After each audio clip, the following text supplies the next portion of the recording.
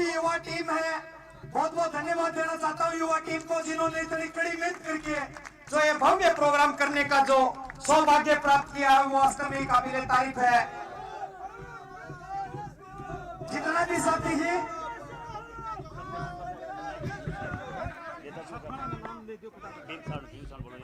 भीम जी सारण से विनम्र निवेदन है कि लोकप्रिय एमपी साहब हनुमान जी बेनीवाल को सफा पहनाकर स्वागत करें। भीम जी सारण जो भी युवा टीम तारानगर के युवा साथी हैं, सब साथियों से निवेदन है कि सामने आ जाए। मैं बहन प्रिया जी मेघवाल से निवेदन करना चाहता हूं, वो आए और अपना उद्बोधन दें। बहन प्रिया मेघवाल, जोरदार बहन का तारानगर की इस पावन तालियों के साथ भव्य स्वागत। तालियों से स्वागत बहन प्रिया मेघवाल का। रणजीत जी डूडी विधानसभा अध्यक्ष आरएलपी पार्टी नेताजी का माला से स्वागत करेंगे। अतिथिगण बेनीवाल भाई साहब, सामने जो मेरे भाई बंधु बैठे हैं उनको मेरा सादर प्रणाम। सत्ता संकल्प यात्रा लेके आपके शहर सदा तारानगर आई है और आपका शहर बहुत सुंदर है और उससे बड़ा है आपका दिल। राकेश जी गोस्वामी सीताराम जी का माला से स्वागत करेंगे। इतना प्यार और सम्मान दिया है, उसके लिए आपके लिए सदा मेरे दिल में रिस्पेक्ट रहेगी। ये जितने भी लोग हैं ये सब मेरे भाई हैं, मेरे समाज के हैं। कहते हैं ना, समाज जब गुलामी की जंजीरों में जकड़ा रहेगा तो कोई नेता कैसे खुश रहेगा। इसी गुलामी की जंजीरों को आजाद करने के लिए हम आए हैं। आज हर युवा बेरोजगार है, महिला उत्पीड़न के मामले ज्यादा हैं। कहते हैं आज सीटें टिकट बंट गए हैं। 75 साल की गुलामी से आजाद हो गए हो तो आज मैं बताऊं कि आप सच में आजाद नहीं हो। जो कहते हैं ना कि मैं तो खाली झोला लेके आया था और खाली झोला लेके जाऊंगा, वो खाली झोले वाले 15 लाख का सूट पहन के मंच पे विराजमान होते हैं और उनकी कुर्सी के चारों तरफ सोने की लकीर होती है। और हमारा नेता बेनीवाल भाई साहब को आप देख लो, कितनी सादगीपूर्वक है। आज लोग वोट और नोट बटोरने में लगे हैं और भाई साहब आप लोगों की समस्या सुनने में आए हैं। और मैं आरएलपी टीम का हिस्सा बनके भाई साहब को मजबूत करूंगी और आरएलपी टीम का हिस्सा बनके आप लोगों से निवेदन करती हूं कि आप ज्यादा से ज्यादा संख्या में वोट दें और बेनीवाल भाई साहब को मुख्यमंत्री बनाएं।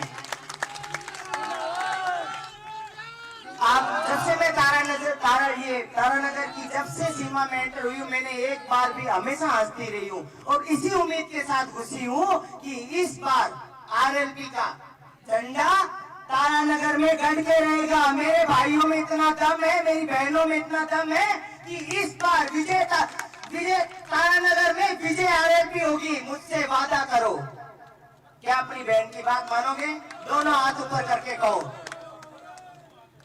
आपकी बहन का सीना जभी चौड़ा होगा, आपकी बहन का मान सम्मान जभी बढ़ेगा कि आपकी बहन पहली बार आपकी सभा में आई है और आपसे निवेदन करती है कि आप ज्यादा से ज्यादा संख्या में वोट देके बेनीवाल भाई साहब को मुख्यमंत्री बनाए और आपकी बहन का मान सम्मान दे। आपने इतना कीमती समय दिया अपना, उसके लिए सदैव आभारी होंगी। धन्यवाद। बहुत बहुत धन्यवाद बहन प्रिया मेघवाल। अब मैं निवेदन करना चाहूंगा पार्टी के कदावर नेता बड़े भाई साहब सीताराम जी मेघवाल का जोरदार तालियों के साथ भव्य स्वागत है। सीताराम जी का तारानगर की पावन धरा पर है। सीताराम जी नाइक है, सॉरी ये मामा लेने के पसंद इनका आता। पहले माल्यार्पण कर भव्य स्वागत करें। भाई साहब से निवेदन है कि सीताराम जी का माल्यार्पण कर भव्य स्वागत करें। ताली तो बजा दे तारानगर आओ। राकेश जी गोस्वामी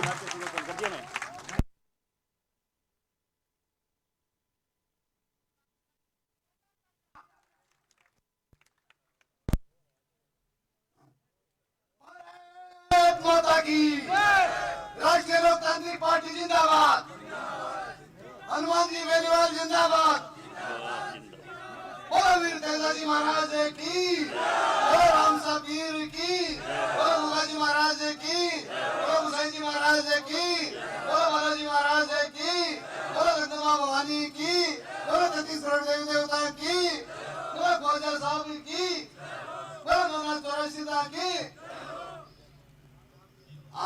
आपके गांव तारानगर में सत्ता संकल्प यात्रा लेकर के पहुंचे मंच पर आसीन राष्ट्रीय लोकतांत्रिक पार्टी के सुप्रीमो नागौर सांसद भाई हनुमान जी बेनीवाल साथ में चल करके आई विजेता प्रियजा मेघवाल मंजू जी, तमाम मेरे मोहब्बत से मांगे राष्ट्रीय लोकतांत्रिक पार्टी के कार्यकर्ता बंधु साथियों, गुलामी का जीवन अब तक बहुत जिया है, परंतु अब होशियार हो जाओ। पहले आपके पास कोई दूसरा विकल्प नहीं था, तीसरा विकल्प नहीं था। आप कांग्रेस और भारतीय जनता पार्टी आपस में लड़त निकालने के लिए रहे कि अब कांग्रेस से दुखी होते भारतीय जनता पार्टी लड़त निकालते, भारतीय जनता पार्टी दुखी होते कांग्रेस की लड़त निकालते। भाइयों, अब इन दोनों ही पार्टियों की लड़त निकाल दो। आपके बीच हनुमान बेनीवाल आ गया तीसरी पार्टी लेकर के बोतल का निशान। सामाजिक साथियों, ये राष्ट्रीय लोकतांत्रिक पार्टी तमाम समाजों की 36 कौम की पार्टी है। मैं सीताराम नायक आपके बीच बोल रहा, अभी प्रिया जी मेघवाल बोल रही थी, इंदिरा जी आज आए नहीं हमारे साथ, जो बाहुरी समाज से हैं। साथियों, ये राष्ट्रीय लोकतांत्रिक पार्टी हमारा परिवार है, 36 कौम का परिवार है। आप दोनों पार्टियों को धराशायी करते हुए राष्ट्रीय लोकतांत्रिक पार्टी के हाथ मजबूत करो, भाई हनुमान जी के हाथ मजबूत करो, हरा भरा राजस्थान करो, खुशहाल राजस्थान करो मेरे साथियों। इतना ही कहते हुए आपने मान और सम्मान दिया, इसलिए आप सबको बहुत बहुत धन्यवाद, बहुत बहुत धन्यवाद। बहुत बहुत धन्यवाद बड़े भाई साहब सीताराम जी नायक। अब मैं जिनका आप सुबह से बेसब्री से इंतजार कर रहे थे, नागौर सुप्रीमो हनुमान बेनीवाल जी हमारे बीच पहुंच रहे हैं। जोरदार तालियों के साथ भव्य स्वागत करें नेताजी का।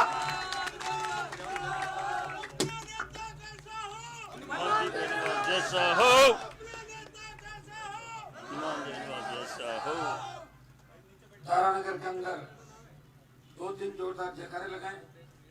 बोले जयाजी महाराज की, बोले बालाजी महाराज की, राम साहब पीर की।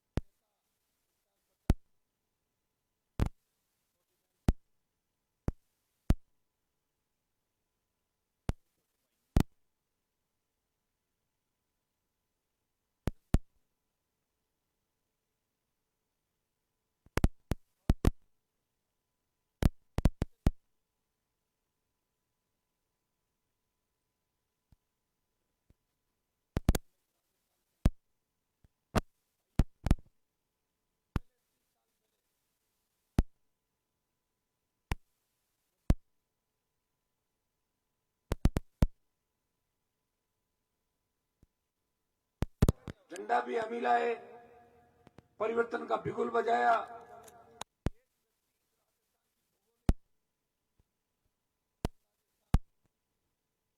राजस्थान, चंबल के बीड़, बाड़मेर के धोरे, उनके बीच एक व्यक्ति लड़ाई लड़ रहा है।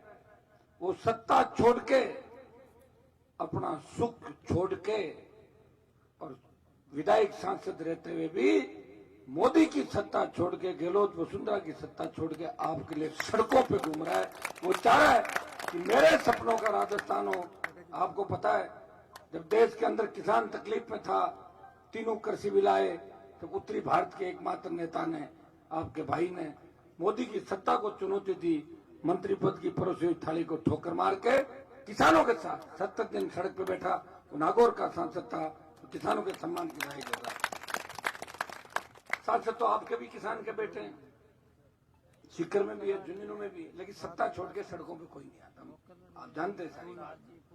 अग्निपथ जब आया, तो सेना को ठेके पे दे दिया मोदी ने। उस समय अगर जवानों के साथ सड़क पे कोई आया, झंडे के साथ, जोधपुर में 2 लाख जवानों की रैली करके लोकसभा ऑल पार्टी मीटिंग के अंदर अग्निपथ का विरोध अगर किसी ने किया तो नागौर के शासन ने छोटे भाइयों के सम्मान की लड़ाई इस देश के अंदर लड़ी और उसी का परिणाम कि पहले अग्निपथ के अंदर अग्निवीरों की 25% को रखते थे और 4 साल बाद 75% को वापस भेजने की बात थी। डरी हुई मोदी सरकार ने यह कहा कि 50% को रखेंगे, 50 वापस भेजेंगे। विधानसभा चुनाव के बाद लोकसभा चुनाव से पहले एक होकार भर देना दिल्ली की तरफ, एक दिन आ जाना, अग्निपथ खत्म ही करा दूंगा और पूर्व की भांति सेना की भर्ती रैलियां देगी।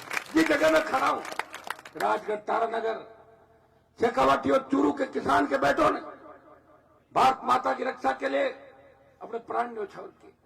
हमेशा इस हिंदुस्तान के अंदर कारगिल की 20,000 फीट ऊंची पहाड़ियों से लेके रेतीले थोरों के अंदर paramilitary force, BSF, CISF, CRPF, जितने भी हमारी पैरामिलिट्री, इसके अंदर भी हमेशा दुश्मनों से लोहा लेते, देश के विरोधियों से, गद्दारों से लोहा लेते हुए वो दुश्मन की गोली खा के साथ देते हैं। लेकिन भाइयों, यहाँ तारानगर, राजगढ़ के अंदर मैंने एक चीज देखी कि किसान के बेटों के हाथ में हथियार देके किसान के बेटों पर ही गोलियां बरसवाने। कौन? यहाँ के नेता, यहाँ के नेता, इस राजस्थान के चूरू के नेता इनकाउंटर में भी इन्वॉल्व थे कि नहीं थे? इनकाउंटर में जेल गए। ये वही चूरू, वही राजगढ़, वही तारानगर। हमें समझना होगा, हमें समझना होगा। हो सकता है कि कई परिस्थितियां सामने आ जाए, लेकिन भाइयों याद रखनी हर चीज को। अगर भूल जाओगे, मेरा संघर्ष बेमानी जाएगा, मेरे संघर्ष का कोई मूल्य नहीं होगा। मैं इतना ही विश्वास दिलाता हूं, मैं ये व्यवस्था परिवर्तन सत्ता संकल्प लेके जो निकला हूं, ये व्यवस्था ऐसी होनी चाहिए। शिकायत आती है जहां भी निकलते, साहब मेरी बाइक चोरी हो गई, मेरी गाड़ी चोरी हो गई, मेरी जेब कट गई, साहब मेरी बच्ची जा रही थी, उसका रेप हो गया, मेरे बच्चे को मार के फेंक दिया, ढाणी के अंदर बोलेरो में आए, गोलियां बरसा के चले गए। अगर आप चाहते हो कि ये सब बंद हो जाए तो तारानगर की सीट राष्ट्रीय लोकतांत्रिक पार्टी की झोली के अंदर डाल दो। बीजेपी कांग्रेस की झोली के अंदर डालने से कोई भला नहीं होगा। कांग्रेस का राज भी देखा और भाजपा की राज भी देखा। आपने जो अभी बीजेपी की टिकट थोड़ी फाइनल हो गई होगी क्या? लो बोलो, ये तो सब देखे ना तुम्हारे, पहले वही विधायक थे, पहले रेवा ना, इनको भी देखा है, तो कोई नया करो। इस बार दम है क्या? या दम निकला हुआ पड़ा है? इस सभा के हिसाब से लग रहा है दम निकल चुका तुम लोगों का, लेकिन फिर भी दम भर दूंगा मैं, चिंता मत करो। जब दम निकल जाता है, जिस तरह हनुमान जी महाराज के नाम की तांती बांधने से, सुनो, जब हनुमान जी की तांती बांधने से भूत प्रेत भाग जाते हैं, तो मैं तो हनुमान आपका भाई हूँ, किसान का सेवक हूँ, किसान का बेटा हूँ। ये डर भगाने के लिए मैं राजस्थान के अंदर घूम रहा हूँ। आपको डरने की कोई आवश्यकता नहीं। आप तो मजबूत उम्मीदवार तैयार करके और ऐसे किसी को मत पकड़ लेना, फार्म उठा ले, ऐसा मत लेना यहाँ पे, ठीक है? जो मजबूत हो, लड़ने वाला हो और जीता हुआ टिकाऊ हो, ले आना। टिकट भी दे दूंगा, वोट भी मांग दूंगा, हेलीकॉप्टर उतार दूंगा, तो बड़ी रैलियां भी करके चला जाऊंगा। मेरा संदेश तारानगर की धरती से मैं राजस्थान के किसान जवानों को देना चाहता हूं। मैं आपकी दुख तकलीफ की माला मेरे गले में डाल के घूम रहा हूं राजस्थान के। जब मैं लोकसभा के अंदर बैठता हूं तो हरियाणा, यूपी के एमपी कहते हैं कि वहां तो कांग्रेस बीजेपी के अलावा कोई दल ही नहीं, आप ऐसे ही परेशान हो रहे हो, आप जिंदगी खराब कर ली अपनी, क्या मिल जाएगा, कौन सा दल है आपका, फला। भाइयों, ये राजस्थान में नई पार्टी बना के अगर आपका सम्मान किसी ने बढ़ाया, क्षेत्रीय पार्टी का दर्जा किसी किसानों की पार्टी को मिला, वो राष्ट्रीय लोकतांत्रिक पार्टी है, जो आपके भाई के संघर्ष के परिणाम स्वरूप प्रधानमंत्री मोदी ये बार बार राजस्थान के चक्कर लगा रहे हैं। क्यों लगा रहे हैं? कांग्रेस के डर से थोड़ी लगा रहे हैं, आरएलपी के डर से। ये बीजेपी की जो सूची आई है दूसरे वाली, तो मुझे कोई बता रहा था कि उन सबको टिकट मिल गई जिनकी कट रही थी। मैं क्या क्यों मिली? बोले सब ने कहा कि हनुमान जी की तरफ जा रहे हैं, बोले यहीं पटक दो इनको, यहीं दे दो। बताओ, अभी सही बात है। मेरे नाम का कांग्रेस में भी जाओगे और बीजेपी में जाओगे तो टिकट देने से पहले पूछेंगे, बताओ आरएलपी वाले क्या करेंगे? बोले साहब, बोले आरएलपी के बिना नहीं जीतोगे। तो कांग्रेस बीजेपी भी यही चर्चा है कि राष्ट्रीय लोकतांत्रिक पार्टी क्या कर रही है। मैं लड़ रहा हूं, लोग टिकट मांगते हैं, मैं सत्ता संकल्प करते लेके घूम रहा हूं आपके बीच में, मुझे भी टिकट बांटना है। सत्ता संकल्प व्यवस्था परिवर्तन। अकेला व्यक्ति हूं, आज तक चंदे की रसीद नहीं काटी 1 रुपए की किसी की। कोई काटी तो बता दो मुझे कि 1 रुपए की चंदे की रसीद। सारी पार्टियां चंदा करती है, चिल्ला चिल्ला के फंडिंग कराती है, देते हैं लोग। मैं चाहूं तो उद्योगपतियों की लाइन लगवा दूं पैसे के लिए, फिर मैं उनके हिसाब से काम नहीं कर सकता। मैं चाहता हूं व्यवस्था बदले। आप सब इस बात को समझे। सरदार शहर का उपचुनाव था आपके नजदीक। मैं 15 दिन जिस उम्मीदवार को खड़ा किया उसके रातों दिन एक एक गांव में गया था। उस उम्मीदवार 47,000 से ज्यादा वोट आपने दिए। लोग बदलाव चाहते हैं, लेकिन दुर्भाग्य इस बात का है कि जिसको भी हम दूल्हा बनाते हैं वो 15 दिन बाद दूल्हा कांग्रेस बीजेपी ज्वाइन कर लेता, भाग जाता छोड़ के। लोग सोचते हैं वो भाग जाएगा क्या करेंगे। इसलिए भाइयों आपको सिर्फ मुझे ही देखना है। हनुमान जी की पार्टी और बोतल का चिन्ह। आप अगर मुझे देखोगे तो आपको लगेगा ये झुकने वाला नहीं है, ये झुकाने वाला है, ये टूट सकता है। किसान कौम के सम्मान को ठेस नहीं लगने देगा, किसान कौम और जवान को बेचेगा नहीं। ये SC ST OBC मुस्लिम को लेके एक नए राजस्थान का निर्माण करेगा। वो ऐसा राजस्थान चाहता है जहाँ डिग्री से पहले रोजगार की गारंटी हो, कर्जे के बोझ के तले किसी किसान को आत्महत्या नहीं करनी पड़े, किसी नारी अबला की चीख पुकार राजस्थान के अंदर नहीं हो। कोई बे अपराध करने से पहले 1000 बार सोचे कि मुझे भूमिगत कर देंगे, भूमि की समाधि दिला देंगे। ऐसी व्यवस्था अगर चाहते हो तो राष्ट्रीय लोकतांत्रिक पार्टी को मजबूत करो। मैं तो लड़ता रहूं। मैं तो अगर वसुंधरा के साथ रहता तो 2003 में ही MLA बनकर मंत्री बन जाता। कई लोगों को मैंने देखा वसुंधरा के कपड़े ड्राई क्लीन करा के लाते थे, साड़ियां धुलवाते थे, चप्पलें उठाते थे और अपने आप को जोर जोर जाके कहते दोस्तों ये और मंत्री जी आगा, मंत्री जी आगा, मंत्री जी के गेल। तो मंत्री जी वहां क्या करते थे पता है क्या आप लोगों को? और कांग्रेस वाले क्या करते हैं? गहलोत के कपलेट उठाना, उसके गहलोत पे लोग कपड़े बनाए, लाए कि नहीं लाए, ले साहब हम कपड़े बनवाए, ये धंधा करते हैं। अपने आपको कहते हैं हम बहुत बड़े किसान नेता है। नहीं भाई, नेता तो वही नहीं राजस्थान का। ये तो दुर्भाग्य है कि अगर नेता पहले हो जाते हैं तो हमें ये व्यवस्था परिवर्तन सत्ता संकल्प लेके नहीं निकलना पड़ता। दुर्भाग्य है कि इस मरे हुए इस प्रदेश की मरी हुई जंग लगे नेताओं की वजह से हमारे लोग, बड़े बड़े किसान, दलित, जिनकी संख्या बहुत बड़ी संख्या है, लेकिन फिर भी ठगा सा महसूस करते हैं, डिमोरलाइज हो जाते हैं। अरे